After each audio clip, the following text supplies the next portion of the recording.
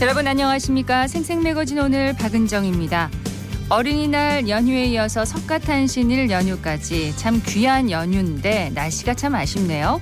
대구와 경북 지역은 오늘도 정체전선의 영향으로 오후까지 강한 비가 내리겠는데요.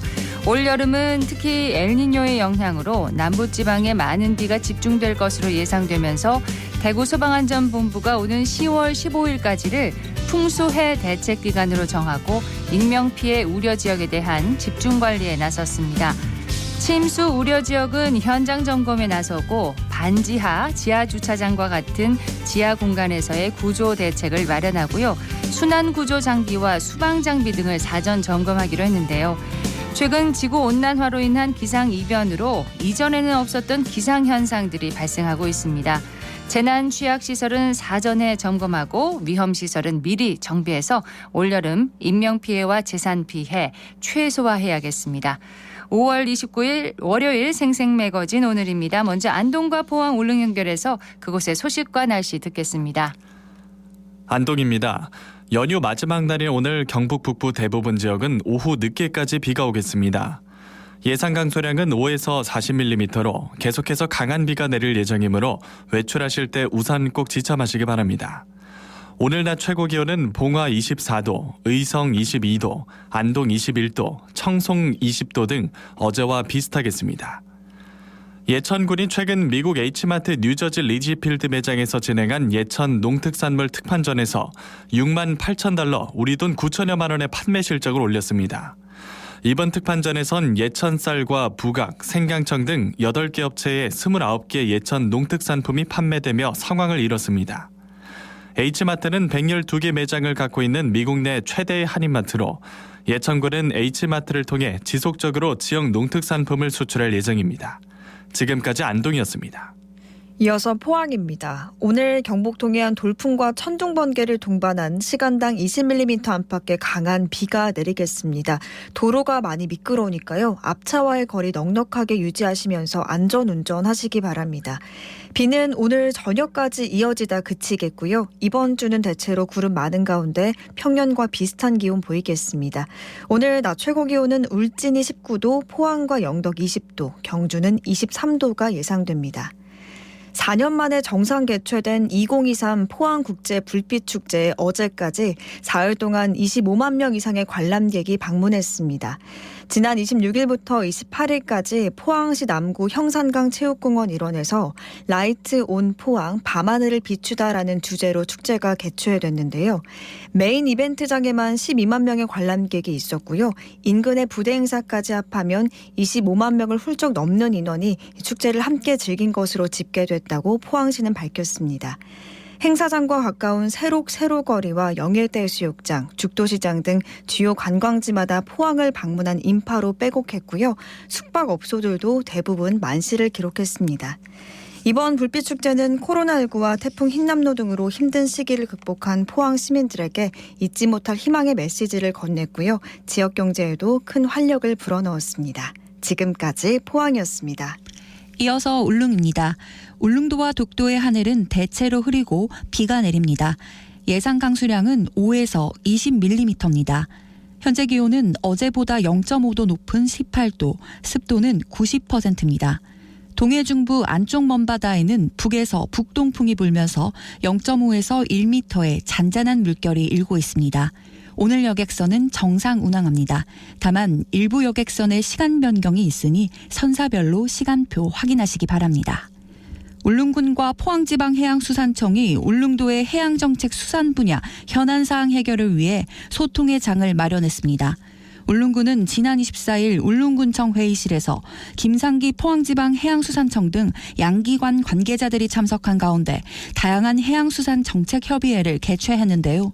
주요 협의 내용으로는 포항지방해양수산청에서는 울릉도 항만시설의 효율적 관리 및 여객들의 불편을 해소하기 위한 사항에 대한 협의를 제의했고, 울릉군에서는 울릉항 3단계와 크루즈항 건설을 비롯해 도동항 방파제 연장사업 변경과 독도 유지 보수 공사, 울릉항 여객 편의 및 복합물류센터 건립 등 7개의 현안 사항에 대해 건의하고 의견을 나눴습니다. 앞으로 포항지방해양수산청과 울릉군은 지속적인 대화와 협력으로 정책 성과를 높여나갈 계획입니다. 지금까지 울릉이었습니다.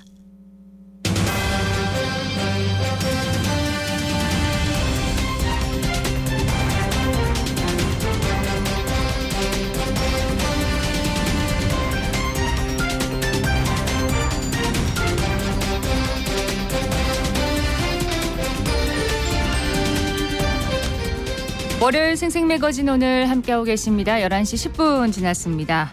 천마총은 경주의 대표적인 유적 가운데 한 곳으로 경주를 방문하는 국내외 관광객의 필수 코스로 자리 잡고 있습니다. 올해 발굴 50주년을 맞아서 천마도 넉 점이 동시에 공개되는 등 다양한 행사가 열리고 있습니다. 국립경주박물관 정효은 학예연구사를 연결해서 관련한 내용을 들어보도록 하겠습니다. 안녕하십니까? 네, 안녕하세요. 국립경주박물관 정혜원입니다. 네, 반갑습니다. 자, 먼저 천마도가 어떻게 세상에 드러나게 됐는지 발굴 얘기부터 좀 해주세요. 네, 천마총 발굴은 1970년대 박정희 정부에서 경주 관광개발 프로젝트의 일환으로 이루어졌습니다. 1971년 11월 정부는 경주 관광종합개발계획을 수립해 경주에서 가장 거대한 98호 고분을 발굴하고 그 내부를 공개하는 계획을 세웠습니다. 네. 이 98호 고분이 현재의 황남제총인데요. 하지만 그 당시에 한국고고학계에서는 이런 대형 고분을 발굴한 경험이 없었습니다. 그렇군요. 네, 그래서 그 대안으로 98호분 옆에 있는 조금 더 규모가 작은 155호분을 먼저 발굴해보고 155호분을 먼저 조사에 착수해서 무덤의 구조를 파악하고 155호분을 조사 끝내고 나서 98호분을 조사하는 것으로 이렇게 권유를 했는데요. 네. 이 시험 발굴로 시작된 155호분 조사는 1973년 4월 6일부터 12월 4일까지 8개월간 이어졌습니다. 그런데 이 155호분에서 이제 누구도 상상하지 못한 놀라운 유물이 확인되었습니다. 그러니까 처음에는 경주에서 가장 큰 고분인 98호 고분을 발굴하기로 했는데 네. 경험이 없어서 그 옆에 조금 작은 그 고분 155호분 발굴부터 이제 시작을 한 거네요. 네, 맞습니다. 그랬는데 그 놀라운 유물을 발견을 하게 된 겁니다. 이게 천마도를 말하는 건가요? 네, 맞습니다.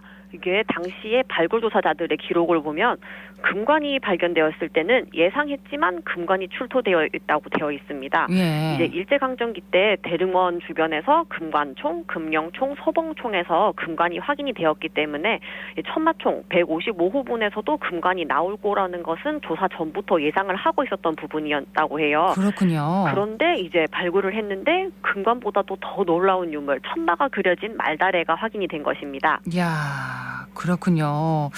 자, 그리고 뭐 그 외에도 또 많은 유물이 출토가 됐겠네요. 네, 한 11,000여 점의 유물이 출토가 되었습니다. 예. 많은 유물 가운데 특히 천마도가 주목받는 이유가 있겠죠?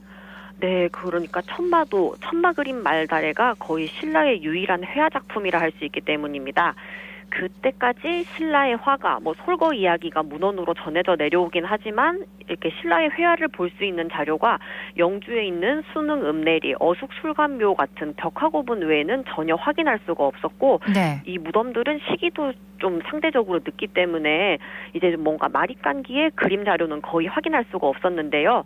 그러다가 천마가 그려진 말다래가 천마총에서 최초로 발굴이 되면서 이게 이른 시기에 첫 신라의 회화 자료로서 천마 그림 말다래의 의미가 크다고 할 수 있겠습니다. 그렇군요. 그러면 천마도는 지금까지도 신라의 유일한 회화 작품인 건가요? 네, 그렇다고 할 수 있습니다. 정말 귀중한 작품이네요. 네. 우리가 알고 있는 천마도의 공식 명칭이 장리 천마도라고 하던데 이게 무슨 뜻인가요?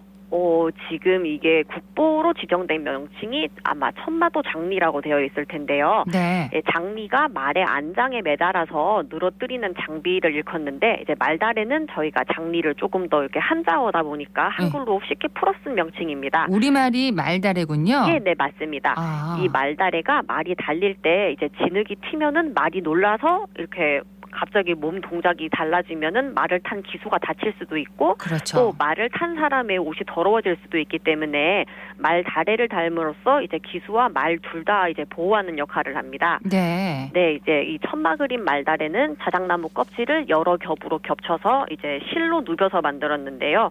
그 크기가 가로 75, 세로 53cm 정도 됩니다. 이 자작나무 껍질로 만든 판 테두리는 이제 가죽으로 마감을 하고요. 이제 은으로 만든 도구, 저희 이제 허리띠에 있는 그 버클 같은 것을 만들어서 안장과 연결해서 썼습니다. 네. 예, 이 말다리 가운데 백마의 모습이 있고 백마 주변으로는 구름이 있고요. 이제 말다리의 테두리를 돌아가면서 넝쿨 무늬를 표현을 했습니다. 말의 입에서는 상서로운 기운인 서기가 뿜어져 나오고 머리 갈기와 꼬리 갈기가 힘차게 날리는 모습을 통해서 바람을 맞으며 하늘을 달리는 듯한 인상을 줍니다. 그렇군요. 그런데 이 천마도가 이게 하나가 아니라면서요? 아, 네, 맞습니다. 73년 발굴 당시에 말다래가 총 3쌍이 확인이 되었습니다. 모두 덧널 안에 있는 부장품 상자에서 출토가 되었는데요. 하나는 대나무 살로 만든 판 위에 금동으로 천마를 표현한 천마 무늬 말다래와 그리고 그 아래에서 우리에게 가장 잘 알려진 천마도가 그려진 천마 그림 말다래, 네. 그리고 가장 아래에서 칠기로 만들어진 말다래 같은 것이 확인이 되었는데 이것은 상태가 좋지 않아서 발굴 당시에도 그렇고 말다래라고 보기가 조금 어려운 부분이 있습니다. 오. 네, 여튼 이 천마 무늬 말다래 한 쌍 중에서 천마가 남아 있는 것이 한 점 있고요. 이제 천마도, 그러니까 천마 그림 말다래 한 쌍은 이제 2점이 한 쌍인데 모두 네. 천마가 육안으로 확인할 수 있어서 천마총에서 총 3마리의 천마가 나왔다고 할 수 있습니다. 아, 그래서 3마리의 천마가 네. 나왔다 이렇게 얘기를 할 수가 있군요. 그런데 그 귀한 천마도들이 천마총 발굴 50주년을 기념해서 지금 실물이 공개됐다고요? 네, 맞습니다. 천마 그림 말다래와 천마 무늬 말다래는 이제 보존 문제 때문에 실물이 자주 공개되지 못했습니다. 지금까지 3차례 공개가 되었는데요. 그래요? 예, 이번에 국립경주박물관에서 천마 다시 만나다 특별전을 통해서 천마 그림 말다래 실물을 9년 만에 공개한 것이고 이번이 4번째 공개입니다. 네. 네, 이게 빛에 약한 유물이기 때문에 이제 좀 보존을 위해서 이제 널리 알려진 아래쪽에서 출토된 천마 그림 말다래 2를 6월 11일까지 전시하고요. 그 위에서 출토된 좀 상대적으로 손상이 심한 위쪽 말다래를 6월 12일부터 전시가 끝나는 7월 16일까지 나눠서 전시합니다. 네. 네, 그리고 이제 천마총에서 출토된 천마 무늬 말다래, 이제 금동으로 장식한 말다래 외에도 금령총과 금관총에서도 이런 천마 무늬 말다래 편이 같이 확인이 되었기 때문에 이번에 천마 관련 유물이 4점이 처음으로 한 자리에 모여서 보여드릴 수 있기 때문에 큰 의미를 가진다고 할 수 있습니다. 이야, 천마도 4점이 한 자리에 모인 것은 이번이 그럼 처음인 건가요? 네, 그렇습니다. 그렇군요. 특별전 구성을 잠깐 말씀을 좀 해주시겠습니까? 그러면? 아, 네. 이번 특별전 천마 다시 만나다는 크게 3부로 구성이 되어 있는데요. 네, 프롤로그 하늘을 나는 천마의 이름을 얻다, 1부 새로운 시선으로 바라보다, 네. 2부 황금으로 꾸민 주인공을 만나다, 3부 다시 만난 천마의 이야기, 에필로그 새로운 지평을 열다로 구성되어 있습니다. 네. 예, 프롤로그에서는 앞서 설명드린 155호 분이 어떻게 천마총이라는 이름을 얻게 되었는지를 영상으로 소개해드리고요. 일부 새로운 시선으로 바라보다에서는 한국 예술사진계를 대표하는 구본창 작가님과 저희가 협업하여서 촬영한 천마총 출토 황금유물 사진을 11점 보여드립니다. 네. 2부 황금으로 꾸민 주인공을 만나다에서는 천마총에서 출토된 금관과 허리띠, 관 꾸미개 등 황금 장신구들의 진짜 모습을 보실 수 있고, 이제 3부 다시 만난 천마의 이야기에서는 이번 전시의 주인공인 천마 그림 말다래와 천마 무늬 말다래를 만나보실 수 있습니다. 네. 다른 유물들도 함께 볼 수가 있는 거네요. 네, 맞습니다. 예. 근데 조금 전에 말씀을 해주셨는데 천마도가 빛에 약하군요. 네, 저희가 이제 책이 햇빛에 오래 노출되면은 표지가 바래지는 것을 보신 적 있으실 텐데요. 네. 네, 천마 그림 말다래 역시 빛에 노출되면 퇴색이 일어날 수 있기 때문에 상당한 주의가 필요합니다. 그래서 이번 전시에서도 일반적으로 전시실에서 쓰는 조명보다도 조도를 훨씬 낮추어서 전시를 하고 전시 기간도 다른 유물들보다는 짧을 수밖에 없습니다. 네. 그래서 천마 그림 말다리 2점을 교대로 전시하는 방식을 통해 관람객들과 조금 더 진짜 유물로 오래 만날 수 있도록 계획하였습니다. 어둡다고 절대로 불평해서는 안 되겠습니다. 네, 맞습니다. 네. 그런데 천마도의 동물이 말이 아니라 기린이다 이런 주장도 있다면서요? 아, 네. 1990년대에 제기된 주장인데 이제 여기서 기린은 저희가 아는 아프리카에 사는 목이 긴 기린이 아니라 동양에서 대대로 내려오는 상상의 동물을 말합니다. 용, 봉황, 거북과 함께 기린은 상서로운 동물, 사령으로 불렸는데요. 기린은 사슴의 몸통에 속꼬리를 가지고 있고 머리에 뿔이 난 동물로 주로 묘사가 됩니다. 네. 천마도 속의 동물이 기린이라고 주장하는 근거가 있나요? 사실 말 머리 부분에 보면은 이제 뭔가 뿔처럼 솟아나 있는 부분이 있습니다. 이 부분과 함께 이제 그림 속 동물이 입에서 신성한 구름 같은 기운을 내뿜고 있고, 이제 그림 속 동물의 몸체에 반점처럼 달처럼 그려진 점이 있는데 이것을 기린의 특징으로 본 겁니다. 예. 이제 또 이제 천마 그림 말다래가 한 쌍으로 부잔됐다는 점에서 이제 기린도 수컷인 기와 암컷인 린 이렇게 한 쌍이 있는데, 이게 두 점이 한 쌍이다 보니까 천마 그림 말다래도 기린이 아니냐 하는 것이 주장의 요지입니다. 그런데 아직 천마도라고 불리는 걸 보면 학계정설로 받아들여지진 않았나 보네요. 네, 그렇습니다. 이게 머리에 돌출한 부분을 적외선으로 촬영을 해봤는데 이게 뿔이 아니라 말의 머리 갈기라는 것이 드러났고요. 아하. 네, 말다래 속 동물은 몸의 형태라던가 이 달리는 걸음걸이, 발굽의 모양, 갈기 등을 봤을 때 말의 특징을 분명하게 보여줍니다. 네. 또 이제 지적했던 입에서 내뿜는 연기와 몸통의 반점은 약간 신성한 동물을 표현하는 회화적인 수법이지 이제 기린만의 특징으로 보기는 어렵다는 것이 학계의 견해입니다. 그렇군요. 자, 그렇다면은 이 천마도의 천마가 나타내는 의미는 뭘까요? 천마 그림 말다래와 닮은 고구려 고분 벽화가 있는데요.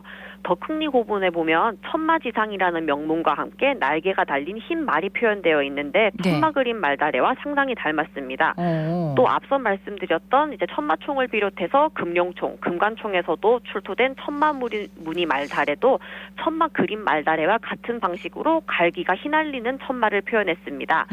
다양한 재질의 말다래에 표현된 천마는 삼국유사에 나오는 신라의 박석거세 신화의 백마와 연결해서 신성한 말, 천상세계로 연결해주는 상징적인 말로 보는 견해가 지배적입니다. 그렇군요. 천마도를 포함해서 다수의 국보와 보물이 출토된 천마총 발굴이 우리나라에 고고학적으로 참 의미가 크다고 들었습니다. 네. 천마총에서 발굴로 시작된 이제 신라고고학에서의 변화는 상당히 컸는데요. 해외 학자들의 도움 없이 우리 손으로 직접 발굴한 첫 돌무지 전널 무덤이라는 점에서 의미가 큽니다. 네. 또 이전까지는 무덤의 구조를 파악해서 하는 것보다는 유물을 찾는 것에 좀 더 몰두하는 수준이었는데요. 네. 천마총 발굴을 통해서 유적의 발굴조사 기법이 본격적으로 적용이 되었습니다. 발굴 당시의 사진, 무덤의 실측, 그리고 현장에서 조사원마다 발굴 일지를 꼼꼼하게 기록하였기 때문에 이게 천마총 발굴이 사실상 우리나라에서 이루어진 과학적 발굴의 첫 시작이라 할 수 있습니다. 그렇군요. 네, 또 천마 무늬 말다래, 천마 그림 말다래를 수습하는 과정에서 우리나라 보존과학이 본격적으로 발전할 수 있는 계기가 마련되었다고 할 수 있습니다. 네. 예, 또 천마총이 고분 내부를 공개하고 출토 유물을 복제해서 현장에서 전시한 첫 사례인데요.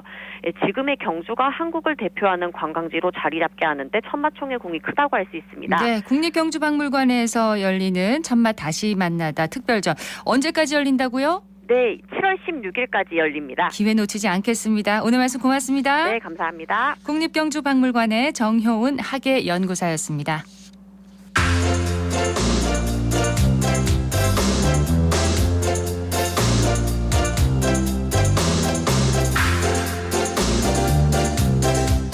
(11시 23분) 지났습니다. 요즘 맞벌이 부부도 많고 근로 형태도 다양해지면서 휴일에도 아이 맡길 곳이 필요한 가정이 많은데요. 수성구가 대구에서는 처음으로 수성구형 휴일 어린이집을 운영해서 관심을 모으고 있습니다. 서한나 리포터 현장 다녀왔다고요? 네, 수성구에서는 주말이나 공휴일에 안심하고 아이를 맡길 수 있는 휴일 어린이집을 5월부터 시범 운영하고 있는데요. 만 1세에서 5세까지 미취학 영유아를 대상으로 돌봄이 이루어지고 있습니다. 휴일 어린이집으로 지정된 곳은 법물종합사회복지관 내에 위치한 국공립 월드 어린이집인데요. 현장으로 함께 가보시죠. 그래 세모젓기 작게 한 번 더. 저 이걸로 작게 한 번 더 했는데요. 해볼까? 크게 한 번, 작게 한 번. 다음에 펼쳐서 눌러주기. 우리야 내가 그걸로 아기상을 펼쳤어요. 저는 국공립 월드 어린이집의 이영애 원장입니다. 저희들이 5월부터 휴일 보육 어린이집을 운영하고 있는데요. 조금 더 편안한 보육 환경을 제공해 주는 게 무엇보다 중요하기 때문에 아이들이 등원하기 전에 원 입구에 자기 사진이나 자기들이 좋아하는 물건들이 있으면 좀 더 편안하게 이용하지 않을까 해서 그렇게 아이들을 배려하는 마음으로 준비하고 있습니다. 등원을 신청한 아이들이 개별 또는 소그룹으로 또 활동을 하다 보니까 아이들의 흥미나 요구 이런 부분들을 선생님이 상호작용을 통해서 많이 수용해 주시고 공감해 주시고 아이들의 활동들을 존중해 주니까 아이들이 좀 더 편안하게 또 즐겁게 놀이에 몰입할 수 있어서 이 휴일 보육 어린이집에 등원하는 것을 좋아한다고 부모님들이 말씀해 주셨습니다. 다양한 체험 활동을 지금 계획하면서 구성하고 있고요. 지역 대학의 수성대학교에서 유아교육과 재학생들이 휴일 보육 어린이집의 아이들을 위해서 교육 봉사로 같이 참여해 주시겠다고 하셔서 좀 더 양질의 보육이 이루어지지 않을까 기대하고 있습니다. 휴일에 갑작스럽게 이제 일이 생기면 아이를 어디에 맡겨야 하나 좀 이렇게 당황하게 되는데 전문적인 교육 기관이면 아무래도 안심하고 맡길 수가 있겠죠? 네, 맞습니다. 휴일 어린이집은 한국보육진흥원 평가 B등급 이상 2년 이내 행정처분을 받지 않은 어린이집을 대상으로 보육 환경과 프로그램 운영 등을 평가해서 지정했다고 하는데요. 휴일에 출근을 해야 하거나 자영업을 하는 부모님에게는 마음 놓고 아이를 맡길 수 있는 좋은 방법이 아닐까 싶습니다. 휴일 어린이집을 이용하고 있는 부모님들의 이야기 들어봤습니다. 네, 안녕하십니까. 저는 배서빈 아빠 배준범이라고 합니다.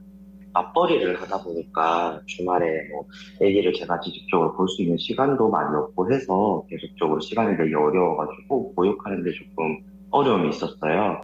아무래도 제가 막 열심히 놀아주면 좋겠지만 또 그런 부분이 좀 힘들다 보니까 차라리 여기 어린이집에 보내게 되면 선생님들이라든지 또 다른 휴일 어린이집을 이용하는 친구들이랑 놀 수 있으니까 그 부분이 좋을 것 같아서 저는 바로 신청을 했습니다. 처음에는 조금 이제 아무래도 걱정은 했었지만 그래도 선생님들이 정말 열심히 봐주시고 애도 정말 좋아하면서 주말에 잘 가더라고요. 그래서 이게 이제 계속적으로 저는 지속이 됐으면 좀 좋겠는 바람이 있습니다. 1살 아기 키우는 아기 엄마 최유리예요. 네, 저는 자영업자여가지고 이제 주말이나 이제 공휴일 같은 날 사실 꼭 출근을 해야 되는 상황인데 이제 그럴 때 사실 어린이집이 사실 많이 필요하긴 했었거든요. 그래서 휴일 어린이집을 이용하게 됐어요. 공휴일에도 이제 제가 이제 조금 더 마음 놓고 편하게 일을 할 수 있게 돼서 다행이고, 이제 아이도 다른 데 가는 것보다 이제 어린이집에서 친구들이랑 이제 선생님들이랑 조금 더 이제 좋은 시간을 보낼 수 있게 돼서 마음이 놓이는 것 같아요. 현재는 국공립 월드 어린이집 한 곳에서 시범 운영 중인데요. 네. 수요가 많은 경우에는 점차 확대해서 운영할 계획이라고 합니다. 자세한 이야기 담당자를 만나 들어봤습니다. 수성구청 아동보육과 보육팀장 김효숙입니다. 다양해지고 있는 근로 형태와 주말과 공휴일에 일을 하는 맞벌이 가정과 질병, 사고 등 긴급한 사정으로 돌봄 공백이 발생하는 가정에서 안심하고 아이를 키울 수 있는, 맡길 수 있는 수성구형 휴일 어린이집을 시범 운영하게 되었습니다. 어린이집은 우선 사전 예약 후 이용 가능하시고요. 운영 시간은 주말과 공휴일 오전 9시에서 오후 6시로 수성구에 주소를 둔 만 1세 이상 미취학 영유아면 이용 대상입니다. 이용 요금은 시간당 4,000원이고요. 평일에 어린이집을 다니는 영유아가 이용할 경우에는 시간당 2,000원으로 이용 가능합니다. 우선 한 개소 휴일 어린이집을 운영하고 있는데요. 수요가 많을 경우에 운영의 미비한 부분을 계속 보완해서 권역별로 점차 확대할 예정입니다. 타 구에서도 많은 문의가 오셨고요. 하물며 경북 구미시에서까지 연락이 와서 휴일 어린이집을 어떻게 운영하게 됐고 계기가 뭔지 상세하게 물어보셨는데요. 저희들이 공유를 했습니다. 앞으로 내년이라도 다른 지역에서도 많이 휴일 어린이집이 확대 운영될 거라고 믿습니다. 대구시 최초로 운영하게 된 수성구형 휴일 어린이집 많이 이용해 주시고요. 좋은 의견 보내주시면 적극 반영해서 아이 키우기 좋은 도시를 만드는데 최선을 다하도록 노력하겠습니다. 휴일 어린이집은 주말 또는 공휴일 오전 9시부터 오후 6시까지 열려 있고요. 일시적 돌봄도 가능합니다. 휴일 보육이 필요하신 분들은 사전 신청을 통해 이용하시면 됩니다. 네, 서한나 리포터 소식 고맙습니다. 네, 고맙습니다.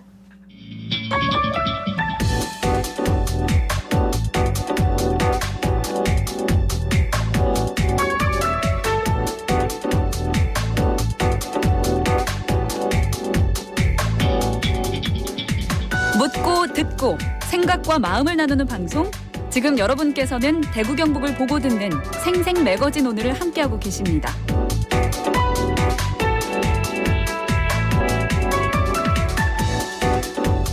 (11시 30분) 지났습니다. 기자의 눈으로 지역의 현안과 이슈를 들여다봅니다. 매일신문 최원영 기자와 함께합니다. 어서 오세요. 네, 안녕하십니까. 자, 오늘 짚어볼 이슈는 뭘까요? 예, 대구 경북 신공항의 성공적인 이전하고 후적지 개발을 위해서 해외 선진지 견학에 나선 대구시 대표단의 성과를 한번 짚어보고자 합니다. 홍준표 대구시장과 이만규 대구시의회 의장을 비롯한 대구시 대표단은 지난 17일부터 24일까지 7박 8일 일정으로 아랍에미리트 두바이와 싱가포르 등을 방문해서 신공항과 후적지 조성 사업 발전 전략을 구상하고 돌아왔는데요. 네. 두바이에서는 후적지 개발에 대한 아이디어를, 싱가포르에서는 대구 경북 신공항에 대한 힌트를 찾았습니다. 자, 먼저 두바이에서는 어떤 얘기가 나왔는지 알아볼까요? 예, 첫 견학지인 두바이 합툴 호텔에서 열린 두바이 공공주도형 개발 방식 설명회에서는 이 두바이가 추진한 세계적인 프로젝트에 대한 이 창의적 발상과 혁신의 실행 과정, 그리고 시행착오 등을 듣고 이 대구에 적합한 모델을 찾았습니다. 네. 두바이의 성공에 대해서 대표적인 오해가 하나 있다면서요? 네, 보통 중동 국가나 도시라고 하면은 압도적인 이 석유 매장량을 바탕으로 해서 오일머니의 힘으로 성공했다고 오인할 수가 있잖아요. 네. 그런데 아마 아랍에미리트가 보유한 석유 중 94%는 수도인 아부다비에 전부 집중돼 있고 두바이에서 나는 석유는 불과 3%에 그친다고 합니다. 그렇군요. 그런데 두바이는 이 빈약한 석유 자원에도 중동의 중심이자 금융, 무역, 교통, 관광의 핵심 중심지로 자리매김했습니다. 그러면 두바이의 성공 요인은 오일머니가 아닌 다른 것에서 찾아야겠네요. 예, 맞습니다. 두바이가 오일머니 없이 성공한 배경에는 이 대규모 공공개발하고 외국인 직접 투자 유치가 꼽히는데요. 전문가들은 과감한 세제 감면 등 규제 완화와 이 보건, 교육, 치안 같은 안정적인 사회 인프라를 바탕으로 이 두바이가 외국인 직접 투자 유치를 통해서 세계적인 도시로 급부상했다, 이렇게 평가를 하고 있습니다. 네. 대구시 대표단은 설명회와 현지 방문을 통해서 이 공항 이전 후적지를 대구의 신성장 거점으로 조성하려면 이 상징적인 건축물을 중심으로 해서 관광, 상업, 권역을 조성하고요.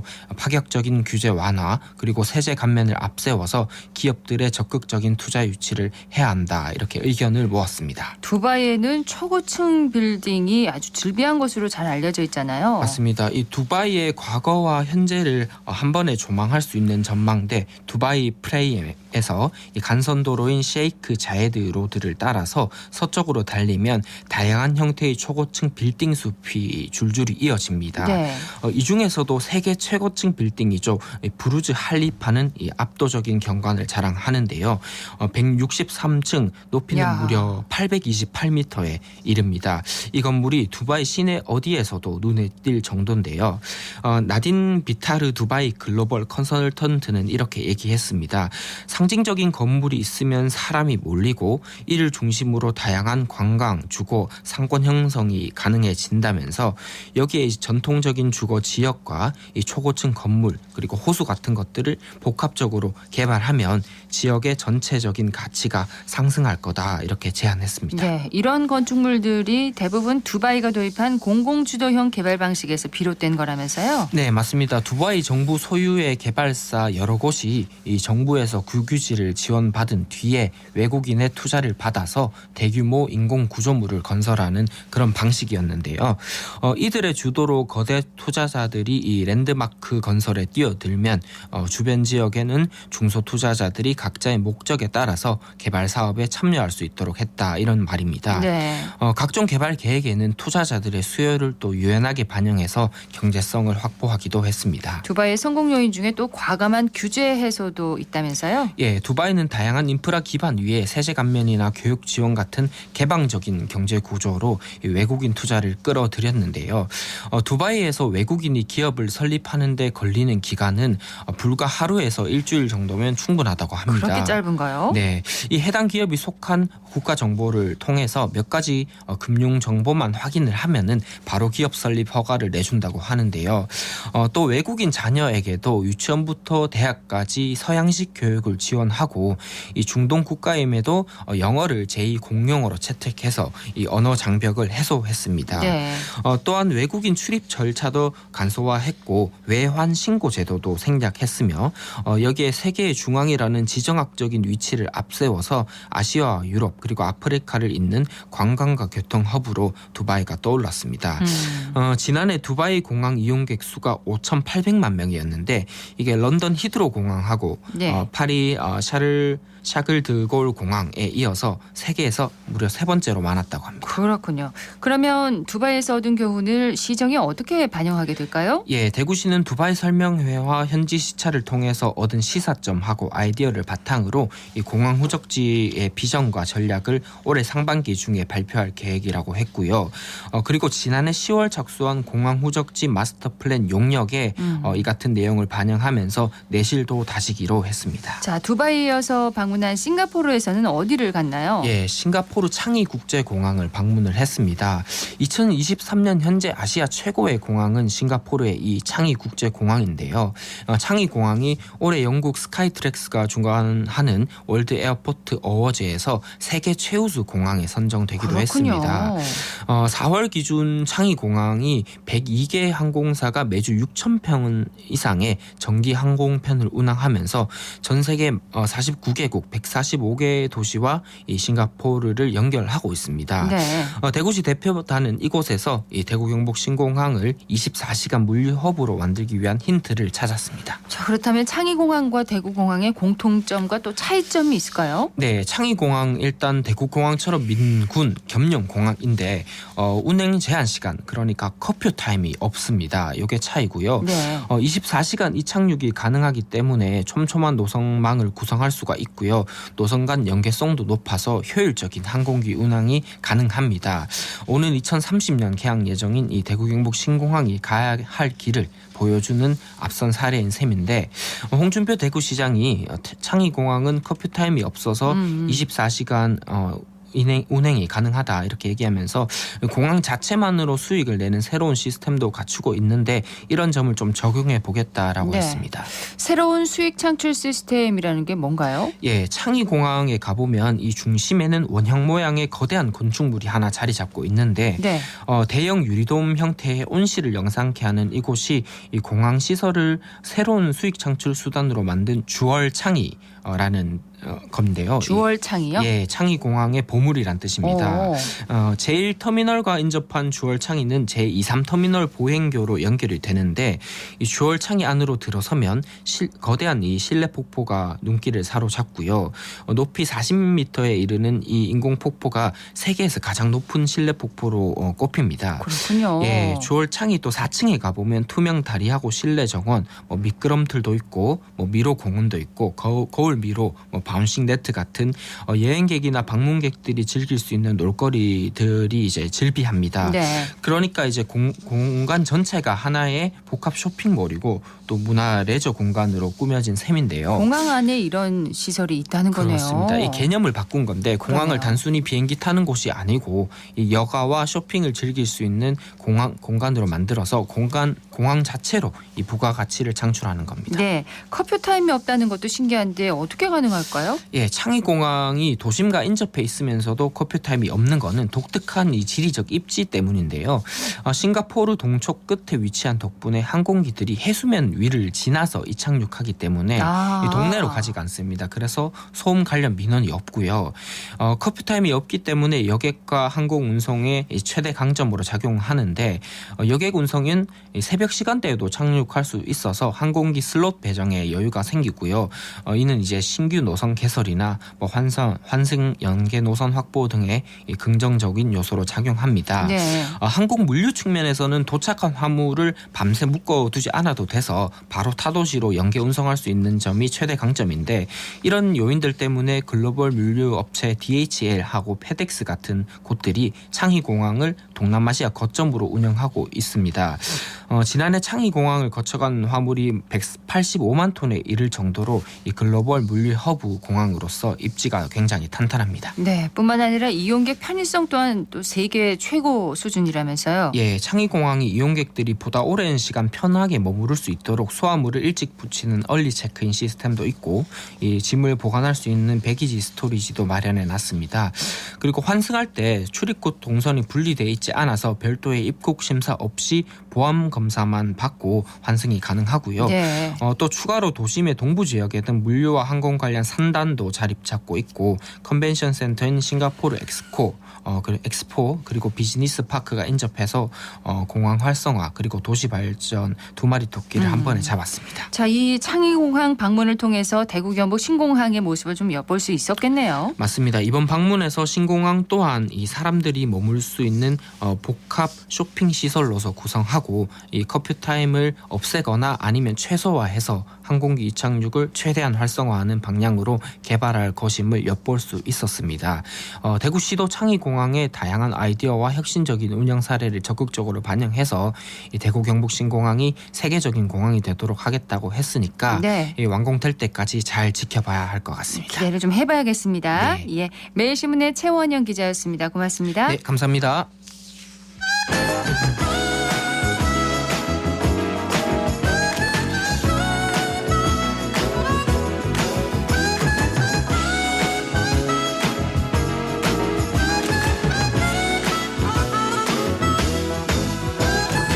(5월 29일) 월요일 생생매거진 오늘 함께하고 계십니다. 정치 알아야 바꾼다. 정치 알바 시간입니다. 김수민 시사평론가 연결되어 있습니다. 안녕하세요. 네, 반갑습니다. 네, 국민의힘 김기현 대표와 더불어민주당 이재명 대표의 회동이 추진되고 있습니다. 김 대표와 이 대표는 회동을 둘러싸고 신경전까지 벌이더니 극적으로 TV 토론까지 추진되고 있네요. 네, 그렇습니다. 두 사람은 지난 5월 23일 노무현 전 대통령 추도식에서 만난 것으로 돼 있는데, 그때 김기현 대표가 이재명 대표한테 밥이라도 먹고 소주를 한잔 하든가 얼굴 한번 보자라고 제안을 했는데, 네. 이 대표가 당시에 국민들이 밥만 먹으면 안 좋아한다라고 답했다는 이 사연을 김 대표가 처음에 소개를 했습니다. 그러면서 이제 이재명 대표가 뜬금없이 소주 한잔 하자 하더니 야당이 거절한 것처럼 언론 플레이 했다라고 하면서 아쉽게 생각한다는 입장을 밝혔는데요. 밥 먹고 술 먹는 것은 친구분들과 하라라고 하면서 다만 공개적인 정책 대화는 언제든지 환영한다라고 밝혔습니다. 네. 근데 여기에 대해서 김기현 대표가 친구라고 생각한다. 이재명 대표를 친구라고 생각한다는 말까지 하면서 이제 정책 대화 제안을 수용을 했고 TV 토론으로 하자라고 또 거꾸로 제안까지 하면서 실무단이 양당에서 구성돼서 추진이 되고 있고요. 네. 6월 초 정도에 회동이 성사가 되고 TV 토론이 이루어질 가능성이 높다라는 관측이 나오고 있습니다. 6월 초면 얼마 남지 않았습니다. 6월 초에 회동이 성사된다고 하면 그보다 앞선 5월 30일에 국회 본회의가 열리잖아요. 이 과정에서 여야 대결이 한층 더 심각해진 상태에서 회동이 이루어질 수도 있을까요? 네, 일단 5월 30일 내일 본회의에는 간호법 제정안에 대해서 재의결 표결이 실시가 될 전망입니다. 윤석열 대통령이 거부권을 행사를 했기 때문에 표결을 다시 하게 되는 거고, 출석 의원의 3분의 2 이상이 찬성을 해야 통과가 되는데 국민의힘 의석으로만 전체 3분의 1이 넘죠. 그렇기 네. 때문에 부결될 가능성이 거의 100%다라고 한다면 내일 본회의 이후에 경색이 또 이어지는 그런 상황을 충분히 예견할 수 있겠습니다. 다만 내일 본회의에 가장 첨예한 논란과 갈등의 소재죠. 노란봉투법, 방송법 개정안 이들까지 다 올라가지는 않을 것이기 때문에 이들의 처리를 놓고 일단 거대 양당의 대표 간의 토론이 이어지지 않을까 그렇게 보여지고, TV 토론은 이제 뭐 예전에 지금까지 행사되었던 거부권, 그러니까 양국관리법부터 시작되는 여기에 대한 책임 공방에 더해서 앞으로 거부권 행사가 유력시 된다는 법안들을 놓고 찬반 토론을 하지 않을까 이렇게 전망이 됩니다. 자, 그렇다면 당대표 TV 토론을 통해서 양쪽 간의 이견이 좁혀지기보다는 오히려 더 강경하게 대결하는 전국이 펼쳐질 가능성도 있겠네요. 네, 협상을 하고 타결이 되려면 주고받기가 돼야 되는 것이고 그러려면은 상대방 쪽에서 더 원하는 것 그리고 양보할 수 있는 것 그리고 내 입장에서 더 원하는 것 양보할 수 있는 것 이런 것들이 좀 우선순위가 가려져서 서로 간에 진위를 파악할 필요가 있는데 이런 협상을 하려면 비공개 협상도 중간중간 있어야 되는 거죠. 근데 네. TV 토론 같은 경우는 이게 힘듭니다. 지지층도 보고 있기 때문에 강경 발언이 더 쏟아져 나올 가능성도 있는 것이고 결국에 차이가 더 벌어지는 이런 효과가 날 수 있다라고 하는 측면에서 TV 토론 이후에 비공개 회동까지 해야 타결 가능성이 그나마 높아지지 않을까 이렇게 전망을 해보는 것이고요. 네. 그리고 이제 그런데 협상을 그렇게 하더라도 잘 될지는 모르겠는 것이 현재 쟁점으로 대두된 노란봉투법하고 방송법 개정하는 경우는 여타 법에 대해서 더더욱 그 여야 간의 이견의 차이가 큰 편이었습니다. 네. 또 최근에는 국민의힘과 민주당이 후쿠시마 원전수 문제를 놓고 정반대로 입장이 엇갈리고 있고 민주당에서는 서명운동까지 실시를 하고 있는 상황이거든요. 그렇기 때문에 TV 토론에 이어서 또 비공개 회동까지 포함한 협상들이 일어나더라도 네. 타결은 좀 쉽지 않은 그런 여건인 것은 분명합니다. 그렇군요. 여야 대표의 만남은 이렇게 추진되고 있긴 한데 윤석열 대통령과 이재명 대표의 회동은 기약이 없습니다. 가능성이 거의 사라졌다고 봐야 할까요?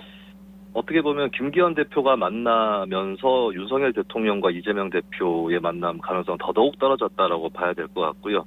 현재 정치권에서는 윤석열 대통령이 이재명 대표가 사법 리스크의 피의자 내지 피고다라는 거에 부담을 느끼고 만나지 않는다는 설이 굉장히 강력합니다. 근데 이제 사실 여론조사라든지 이런 것들을 봤을 때 이재명 대표에 대해서 부정적인 생각을 갖고 있는 국민들 중에서도 예. 일부는 대통령이 야당 대표를 만나서 정치권 현안을 풀어야 한다. 이렇게 또 얘기를 하고 있는 것이기 때문에 어떤 정치권의 화합 이런 걸 떠나서 법안들에 대해서 담판의 차원에서라도 만나야 할 필요성이 있다. 그리고 만나지 않을 경우에 야당 대표보다 대통령이 더 손실을 볼 수 있다는 것은 판단을 할 필요가 있을 것 같습니다. 예. 그리고 뭐 형식상 1대1로 꼭 만나야 되는 건 아니고요. 여러 야당의 대표를 같이 만난다든지 그렇죠. 아니면은 뭐 당 대표뿐만 아니라 당의 원내대표까지도 포함해서 만난다든지 여러 방법들이 있다. 이거는 이재명 대표 쪽에서도 뭐 형식은 좀 열어놓을 필요가 있지 않을까 이렇게 보여집니다. 네, 윤석열 대통령 측은 야권이 추진한 노조법 개정안 일명 노란봉투법에 대해서 이제 거부권 행사 방침을 밝혔습니다. 거부권 행사 가능성 그리고 그 파장 어떻게 보시나요? 네, 지금 뭐 정부 여당이 양국관리법 개정안 간호법 여기에 대해서 두 번의 거부권 행사를 했는데 노란봉투법에 대해서는 그보다 더 강경하게 반대를 하고 있고 그렇다면 거부권 행사 가능성 상당히 높다고 볼 수 있는데요. 예. 일단 논리를 들여다보면 정부 여당은 사측이 노조에 손해배상 청구를 하는 것에 제약이 있는 것이 재산권 침해다라는 주장 그리고 하청업체가 원청에 교섭을 요구할 수 있는 조항은 연쇄 파업이 우려된다. 위헌이다 뭐 이렇게 주장을 하고 있습니다. 근데 이제 노란봉투법 내용을 보면 노조 개인에 대한 손해배상은 여전히 가능한 것으로 다만 개인별로 책임을 물어서 피해액을 산출하는 것으로 다소간의 제약이 좀 생길 뿐인 것이고 또 원청이 책임져야 할 수밖에 없는 일에 대해서 하청이 교섭을 요구하는 것 또는 파업을 요구하는 것은 이미 대법원 판례에 따라서 길이 어느 정도 열려 있는 것이기 때문에 예. 노조 입장에서는 아주 기본적인 수준의 법안이다 이렇게 주장을 하고 있습니다. 그러니까 정리하면 양쪽 간의 입장이랄까 또 법안에 대한 인식 이런 것들이 너무 크게 차이가 나기 때문에 결국에 거부권 행사를 거쳐서 노정 갈등이 극한으로 더 치닫게 되는 그럴 가능성이 상당히 높다고 보여집니다. 자, 그런가 하면 후쿠시마 원전 오염수의 정화 과정을 살펴보는 한국 정부의 시찰단이 귀국을 했습니다. 시찰단 활동에 대한 여론조사도 있었는데 결과가 어떻게 나왔나요?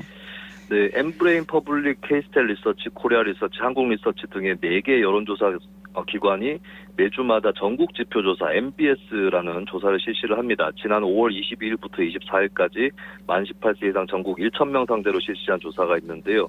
원전수 처리 과정의 안전성을 검증하는 데 시찰단이 도움이 될 거다라고 생각하는 쪽이 40%, 도움이 되지 않을 것이다라는 응답이 53%였습니다. 네. 그리고 뉴스토마토가 미디어토마토에 의뢰해서 같은 기간인 5월 22일부터 24일까지 전국 만 18세 이상 1,038명을 상대로 조사한 결과도 있는데 여기서 시찰 시찰단에 대해서 신뢰한다는 34%, 신뢰하지 못한다는 61.7%가 나왔거든요. 그렇군요. 일단 양 기관의 조사를 봤을 때는 시찰단 활동에 대해서 다수 의견이 부정적이다라고 하는 것이고, 이것은 후쿠시마 원전수 방류에 대해서 부정적이다라고 네. 이렇게 풀이를 할 수 있겠습니다.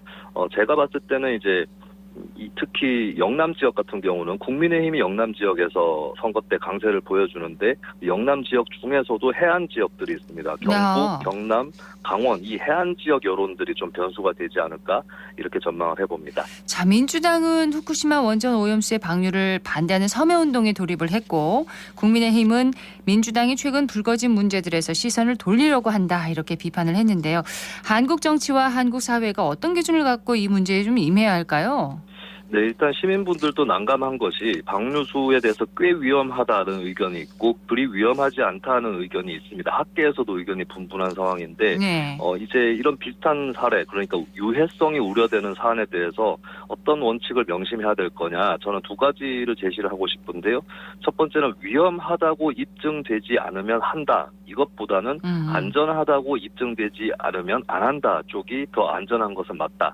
이렇게 볼 수 있겠습니다. 사전주의 원칙이라고 하죠. 근데 두 번째는 이제 다만 하지 않는다고 했을 때 대안이 없다든지 불가피하게 해야 한다든지 이런 경우는 하는 쪽으로 한다. 이 두 가지를 좀 명심을 할 필요가 있을 것 같고요. 일단은 안전하다고 입증하는 쪽이 우선적으로 책임을 져야 될 문제일 것 같습니다. 네. 대표적으로 2011년 후쿠시마 그 당시 사고에서 방류됐던 원전수, 이것이 얼마나 유해한지부터 따져봐야 될 것 같은데요.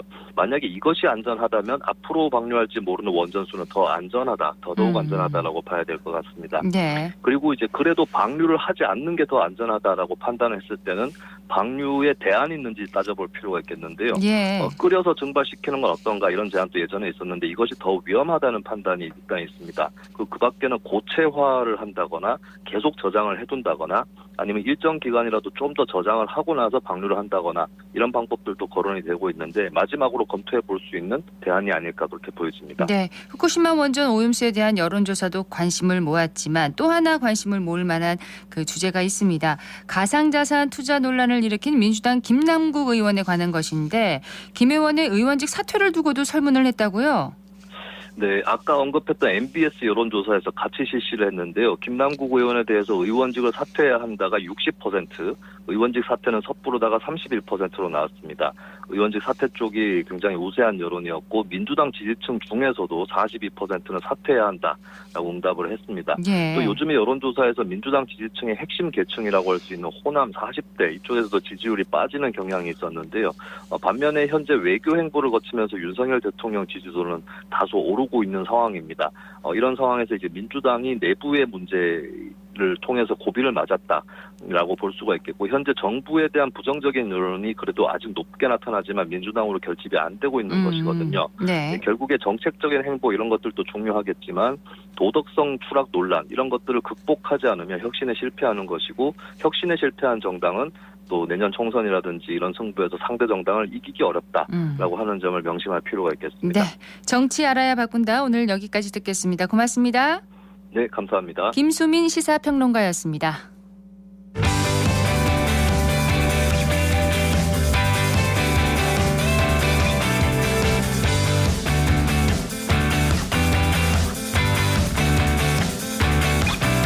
클릭 정보 클릭.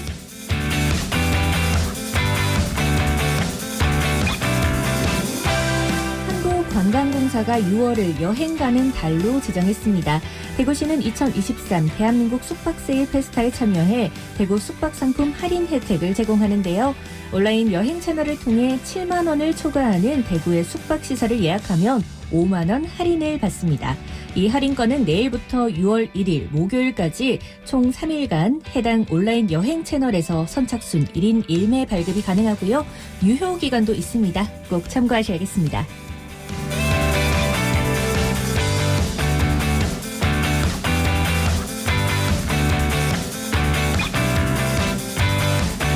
요즘 반려동물 가구가 늘어나고 있죠. 그만큼 소유자에게도 의무가 강화됩니다. 대구광역시가 동물보호 법령을 개정했는데요. 특히 시민을 대상으로는 반려동물 소유자 안전관리 및 돌봄 의무가 강화됐습니다. 반려동물 소유자는 야외에서는 반려동물의 목줄을 2m 이내로 착용하고 공용공간에서는 직접 안거나 가슴줄을 잡는 등 이동을 제한하는 등의 의무사항이 있습니다. 패티켓 준수를 통해 반려인과 비반려인 모두가 행복한 공존이 이루어졌으면 하는 바람입니다.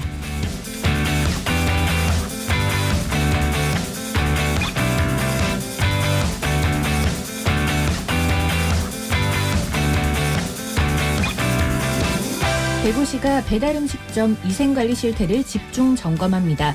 지난 1분기에는 마라탕과 양꼬치를 주로 취급하는 배달음식점을 점검했고요. 이번에는 초밥과 쌀국수 등 아시아 요리를 배달하는 업소 중 식품위생법 위반 이력이 있는 곳을 주요 점검합니다. 식품의 위생적 취급과 소비기한 경과제품 보관 및 사용, 또 무등록 무신고 제품 사용 등을 보고 조리식품도 수거하여서 식중독균 항목에 대한 검사도 병행해 실시한다고 하네요. 시민들이 안심하고 배달음식을 먹을 수 있도록 지속적인 안전관리를 부탁드립니다.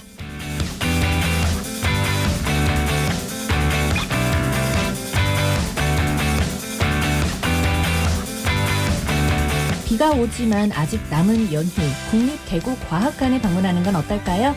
개관 10주년을 맞이해 특별 기획전을 열고 있습니다. 이번 전시는 과학자와 예술가에게서 발견할 수 있는 특징을 10개로 나누어 창의성을 발휘하는 방법을 제시하는데요. 오감으로 관찰하고 마음껏 상상하는 과정을 통해 새로운 아이디어를 창조하는 과정을 경험할 수 있는 이번 전시. 자세한 내용은 국립대구과학관 홈페이지를 참고하시기 바랍니다.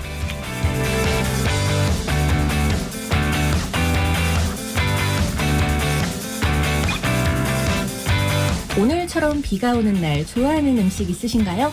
저는 비가 오는 날에는 해물이 듬뿍 들어간 파전이 특히 더 생각나는데요. 실제로 파전이 생각나는 영양학적인 이유가 있다고 합니다. 비가 오면 일조량이 상대적으로 줄어들어 일시적으로 우울감을 느끼는 사람들이 많은데요.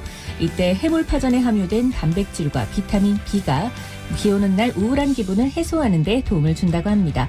또 해산물에는 대개 요오드와 칼슘 성분이 풍부해서 우울감을 해소해 기분을 상승시켜준다고 하네요. 하지만 평소 밀가루를 먹을 때 소화가 잘 되지 않거나 체질적으로 몸이 찬 사람이라면 과다 섭취는 자제해야 합니다. 복통이나 설사 등의 증상이 나타날 수도 있다고 하네요. 남은 연휴 마무리 잘 하시고요. 지금까지 클릭 정보 클릭 윤가영이었습니다.